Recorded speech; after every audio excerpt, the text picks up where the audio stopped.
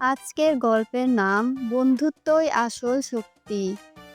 এক সময়ের কথা, এক বিশাল বনে বাস করত একটি বড় হাতি। তার দেহ ছিল বিশাল, দাঁত শক্ত, কণ্ঠও গর্জন করত অনেক দূরে।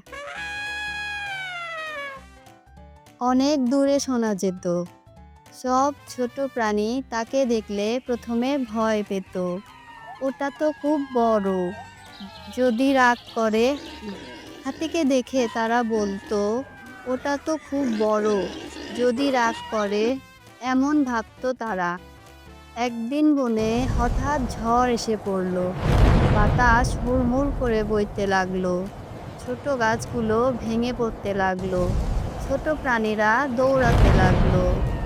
সবাই ছিল বিপদে, কিন্তু বড় হাতি থেমে থাকলো না।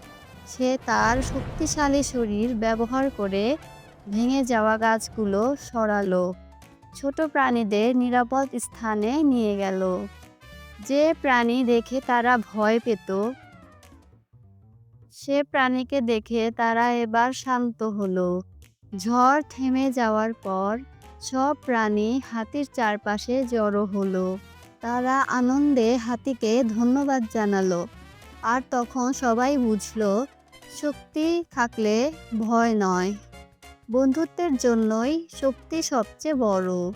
কোনো প্রাণীর মাপ বা আকৃতি নয়, বন্ধুত্বই আসল শক্তি। To watch more Fang 59 cartoon, subscribe.